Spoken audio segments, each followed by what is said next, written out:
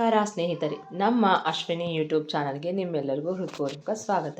ಪ್ರೇಮಯಾನ ಕಥೆ 23ನೇ ಅಧ್ಯಾಯ ನಿಮ್ಮೆಲ್ಲರಿಗೂ ಇಷ್ಟವಾಗಿದೆ ಅಂತ ಭಾವಿಸ್ತೇನೆ.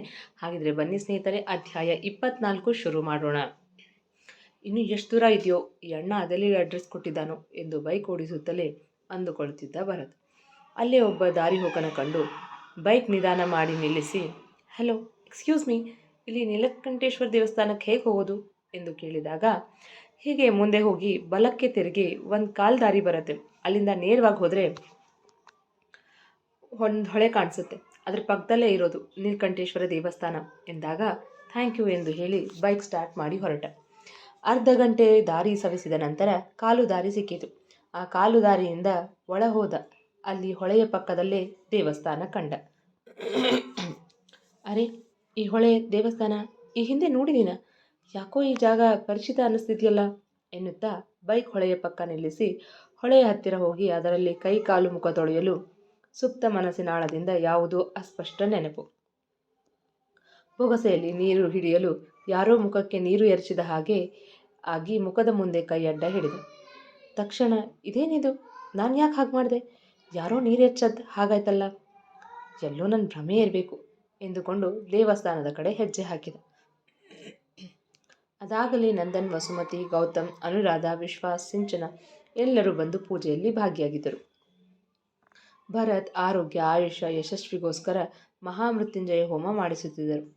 ದೇವಸ್ಥಾನದ ಹತ್ತಿರ ಬಂದು ಅಲ್ಲಿದ್ದ ಅಷ್ಟೂ ಮೆಟ್ಟಿಲುಗಳನ್ನು ನೋಡಿ ಹಣೆ ನೀವಿಕೊಂಡು, ಓ ಗಾಡ್, ಇಷ್ಟೊಂದು ಮೆಟ್ಟಿಲುಗಳನ್ನು ಹತ್ತಬೇಕಾ ಎಂದು ತನ್ನಷ್ಟಕ್ಕೆ ತಾನೇ ಹೇಳಿಕೊಂಡಾಗ ಅವನ ಮನಸ್ಸು, ಹತ್ತಲೇಬೇಕು ಭರತ್, ಬೇರೆ ದಾರಿ ಇಲ್ಲ ಎಂದಾಗ ಎರಡೆರಡು ಮೆಟ್ಟಿಲು ಒಟ್ಟಿಗೆ ಹಾರಿ ಮೇಲಿರುವ ದೇವಸ್ಥಾನಕ್ಕೆ ಹೊರಟ. ರಾಜಾರಾಮ್ ಅವರು ಭರಣಿ ಕೈಯಿಂದ ದೇವಸ್ಥಾನಕ್ಕೆ ಬಂದ ಭಕ್ತಾದಿಗಳಿಗೆ ಪ್ರಸಾದ ಹಂಚಿಸುತ್ತಿದ್ದರು. ದೇವಸ್ಥಾನಕ್ಕೆ ಬಂದ ಭಕ್ತಾದಿಗಳು ಸರತಿ ಸಾಲಿನಲ್ಲಿ ನಿಂತಿದ್ದರು. ಒಂದೊಂದೇ ದೊನ್ನೆಯಲ್ಲಿ ಪ್ರಸಾದವನ್ನು ರುಕ್ಮಿಣಿ ಹಾಕಿ ಕೊಡುತ್ತಿದ್ದಳು. ಅದನ್ನು ಭರಣಿ ಒಬ್ಬೊಬ್ಬರಿಗೆ ಕೊಡುತ್ತಿದ್ದಳು. ಪ್ರಸಾದ ಹಂಚುವ ಕಾರ್ಯಕ್ರಮ ಮುಗಿಯುತ್ತಿದ್ದ ಹಾಗೆ ಅಲ್ಲೇ ಇದ್ದ ಭಕ್ತಾದಿಗಳಿಗೆ, ಭಿಕ್ಷುಕರಿಗೆ, ಮಕ್ಕಳಿಗೆ, ವಯಸ್ಸಾದವರಿಗೆ, ಬಡಬಗ್ಗರಿಗೆ ದಾನ ಮಾಡಲು ಬಟ್ಟೆ, ಪುಸ್ತಕ, ಪೆನ್ನು, ಪೆನ್ಸಿಲ್, ಅಕ್ಕಿ, ಹಣ್ಣು ಇತ್ಯಾದಿ ತಂದಿದ್ದರು. ಒಬ್ಬೊಬ್ಬರೇ ಬರುತ್ತಿದ್ದಂತೆ ಭರಣಿ ಯಾರಿಗೆ ಯಾವುದರ ಅವಶ್ಯಕತೆ ಇದೆಯೋ ಆ ವಸ್ತುಗಳನ್ನು ಕೊಡುತ್ತಿದ್ದಳು. ಮಕ್ಕಳಿಗೆ ಪುಸ್ತಕ, ಪೆನ್ನು, ಪೆನ್ಸಿಲ್ ಕೊಟ್ಟಳು. ವಯಸ್ಸಾದವರಿಗೆ ಶಾಲು ಹಂಚಿದಳು. ಭಿಕ್ಷುಕರಿಗೆ ಹಣ್ಣು, ಬಟ್ಟೆ ಕೊಟ್ಟಳು. ಬಡಬಗ್ಗರಿಗೆ ಅಕ್ಕಿ, ಬಟ್ಟೆ, ಅನ್ನ ದಾನ ಕೊಟ್ಟಳು. ವಯಸ್ಸಾದವರು ಭರಣಿಗೆ ಒಳ್ಳೆಯದಾಗಲಿ, ಆದಷ್ಟು ಬೇಗ ಒಳ್ಳೆ ಹುಡುಗ ಸಿಕ್ಕು ಮದುವೆ ಆಗಲಿ ಎಂದರೆ, ಬಡಬಗ್ಗರು ಆ ದೇವರು ನಿನಗೆ ಒಳ್ಳೇದು ಮಾಡಲಿ ಎಂದು ಹರಸಿದರು. ಮಕ್ಕಳು ಖುಷಿಯಿಂದ ಪುಸ್ತಕ, ಪೆನ್ನು, ಪೆನ್ಸಿಲ್ ತೆಗೆದುಕೊಂಡು ಥ್ಯಾಂಕ್ ಯು ಅಕ್ಕ ಎಂದು ಹೇಳುತ್ತಿದ್ದರು. ದಾನ ತೆಗೆದುಕೊಂಡವರೆಲ್ಲರೂ ಒಂದೊಂದು ಆಶೀರ್ವಾದ ಮಾಡುತ್ತಿದ್ದರು.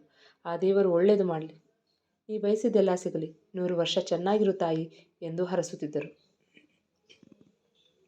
ಡ್ಯಾಡಿ, ಎಲ್ಲ ಮುಗಿದಲ್ವಾ, ನಂಗೆ ಹೊಟ್ಟೆ ತುಂಬ ಹಸಿದಿದೆ ಎಂದು ತುಟಿ ಮಡಚಿ ಹೊಟ್ಟೆಯ ಮೇಲೆ ಎರಡೂ ಕೈ ಇಟ್ಟು ಚಿಕ್ಕ ಮಕ್ಕಳ ಹಾಗೆ ಹೇಳಿದವರಿಗೆ, ಮುಗಿತು ಪುಟ್ಟ, ನಡಿ, ಅಲ್ಲೇ ದೇವಸ್ಥಾನದಲ್ಲೇ ಇನ್ನೊಬ್ರು ಕೂಡ ಇವತ್ತು ಪೂಜೆ ಮಾಡಿಸಿ ಅನ್ನ ಸಂತರ್ಪಣೆ ಮಾಡಿಸಿದ್ದಾರಂತೆ, ಅದಕ್ಕೆ ನಮ್ಮದು ಅವರದ್ದು ಸೇರಿಸೇ ಒಟ್ಟಿಗೆ ಊಟ ಹಾಕ್ತಿದ್ದಾರೆ, ಅಲ್ಲಿಗೆ ಹೋಗಿ ಊಟನೇ ಮಾಡುವಿಯಂತೆ ಎನ್ನಲು, ರಾಜಾರಾಮ್ ಅವರಿಗೆ ನಂದನ್ ಅವರೇ ಪೂಜೆ ಮಾಡಿಸುತ್ತಿರುವುದೆಂದು ತಿಳಿದಿರಲಿಲ್ಲ. ಹಾಗೆ ನಂದನ್ ಅವರಿಗೂ ಕೂಡ ತಮ್ಮ ಗೆಳೆಯ ರಾಜಾರಾಮ್ ಅವರು ಇದೇ ದೇವಸ್ಥಾನಕ್ಕೆ ಬಂದಿದ್ದು ಪೂಜೆ ಮಾಡಿಸುತ್ತಿದ್ದ ವಿಷಯ ಗೊತ್ತಿರಲಿಲ್ಲ.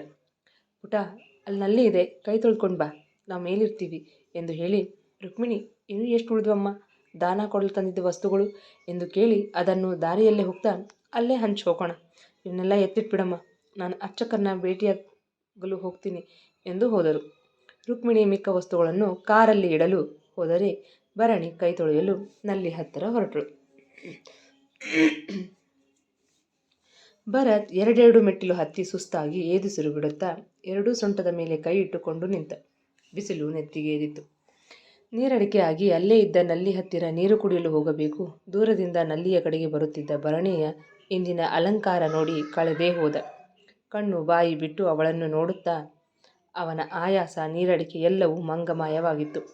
ಟ್ರೆಡಿಷನಲ್ ಡ್ರೆಸ್ಸಲ್ಲಿ ಅಷ್ಟು ಮುದ್ದು ಮುದ್ದಾಗಿ ಕಾಣುತ್ತಿದ್ದಳು ಭರಣಿ. ಗುಲಾಬಿ ಬಣ್ಣದ ಬ್ಲೌಸ್ ಜೊತೆಗೆ ದುಪ್ಪಟ್ಟ, ಹಳದಿ ಬಣ್ಣದ ಲಂಗ ತೊಟ್ಟು, ಕಣ್ಣಿಗೆ ಕಾಡಿಗೆ, ತುಟಿಗೆ ಗುಲಾಬಿ ಬಣ್ಣದ ಲಿಪ್ಸ್ಟಿಕ್, ಕೈ ತುಂಬ ಹಸಿರು ಬಳೆಗಳು, ಕೊರಳಿಗೆ ಒಂದೊಳ್ಳೆಯ ಸರ, ದೊಡ್ಡದಾದ ಕಿವಿಯೋಲೆಗಳು, ಹಣೆಗೆ ಪುಟ್ಟದಾದ ಸ್ಟಿಕ್ಕರ್, ಫ್ರೀ ಹೇರ್ ಬಿಟ್ಟು ಅದಕ್ಕೆ ಮಲ್ಲಿಗೆ ಹೂವಿಂದ ಬಂಧಿಸಿದ್ದಳು. ಮೊದಲೇ ಸುಂದರಿ ಭರಣಿ. ಇನ್ನು ಈ ಸಾಂಪ್ರದಾಯಿಕ ಉಡುಗೆಯಲ್ಲಿ ಎಲ್ಲರ ದೃಷ್ಟಿಯೂ ಅವಳ ಮೇಲೆ ಬೀಳುವಂತೆ ಇತ್ತು. ಇನ್ನು ಭರತ್ನ ಕೇಳುವಿಕೆ ತನ್ಮಯನಾಗಿ ಅವಳ ಅಂದವನ್ನು ಕಣ್ತುಂಬಿಕೊಳ್ಳುತ್ತಿದ್ದ. ಭರಣಿ ನಲ್ಲಿ ಹತ್ತಿರ ಬಂದು ಕೈ ತೊಳೆದುಕೊಂಡು ಮೇಲೆ ದೇವಸ್ಥಾನಕ್ಕೆ ಹೊರಟು ಹೋದಳು. ಭರತ್ ದೂರದಲ್ಲಿದ್ದರಿಂದ ಭರಣಿ ಅವನನ್ನು ನೋಡಲಿಲ್ಲ. ಭರತ್ ಈಗ ವಾಸ್ತವಕ್ಕೆ ಬಂದ. ಅರೆ, ಈಗಷ್ಟೇ ಆ ಪೆಮ್ಮಿಟಿಯನ್ನು ನೋಡಿದ್ನಲ್ವಾ, ಎಲ್ಲೋದ್ಲು ಎಂದು ಸುತ್ತಲೂ ಅವಳನ್ನು ಹುಡುಕಿದ.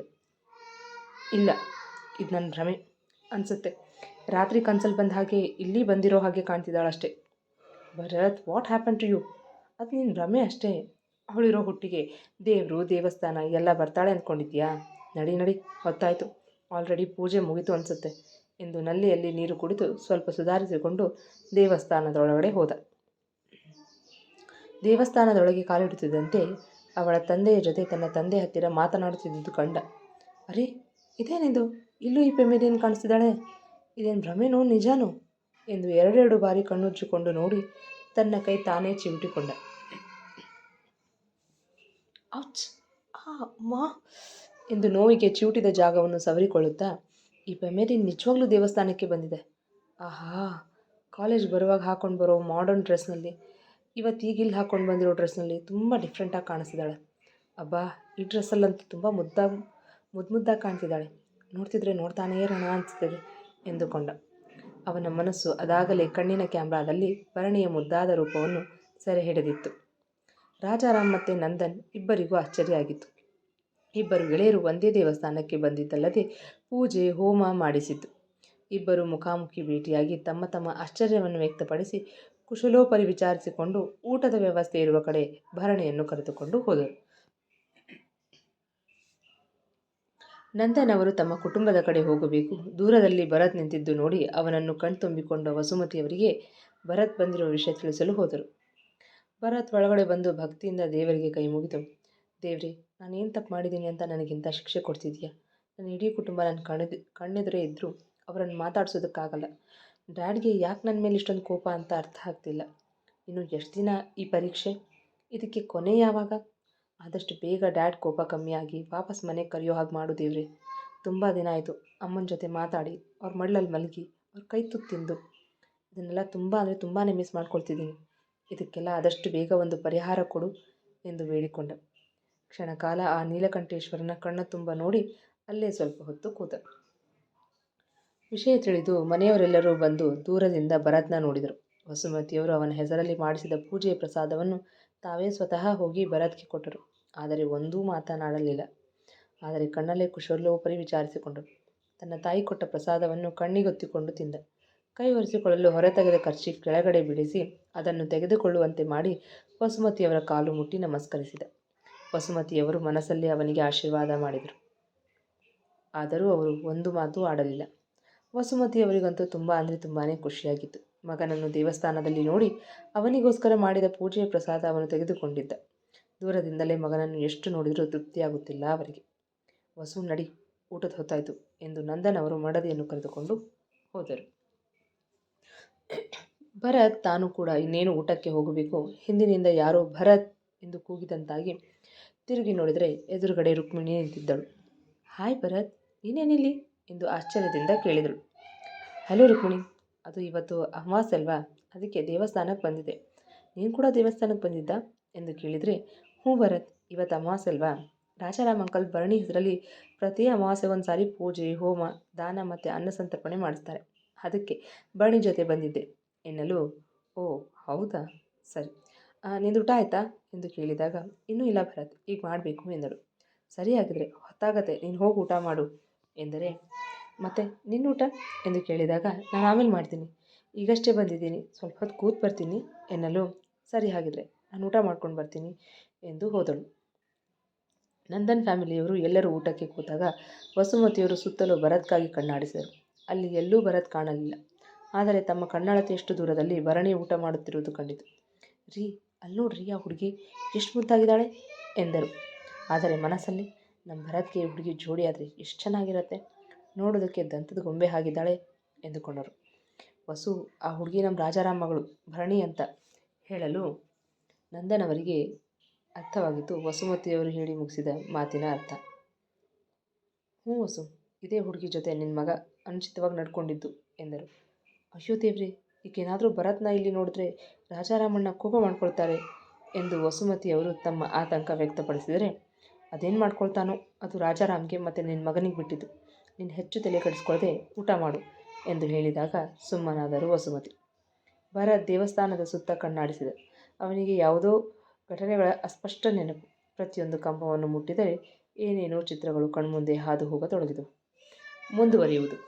ಕೇಳಿದ್ರಲ್ವ ಸ್ನೇಹಿತರೆ, ಪ್ರೇಮಯಾನ ಕಥೆಯ 24ನೇ ಅಧ್ಯಾಯ. ಈ ಸಂಚಿಕೆ ನಿಮಗೆ ಇಷ್ಟವಾಗಿದ್ದರೆ ಒಂದು ಲೈಕ್ ಕೊಡಿ, ನಿಮ್ಮ ಅಭಿಪ್ರಾಯವನ್ನು ಕಮೆಂಟ್ನಲ್ಲಿ ತಿಳಿಸಿ.